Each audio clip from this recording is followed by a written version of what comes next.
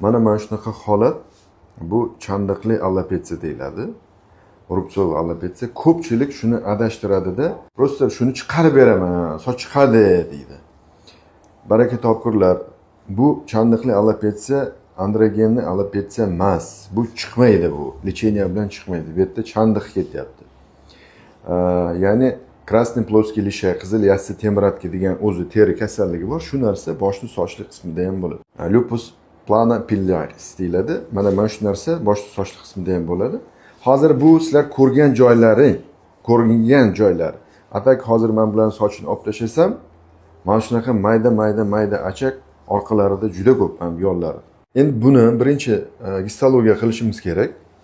Gistologiya qilgandan keyin boyagi diagnozni точносini qo'yib olamiz. Ya'ni rubtsovning ham xili ko'pda.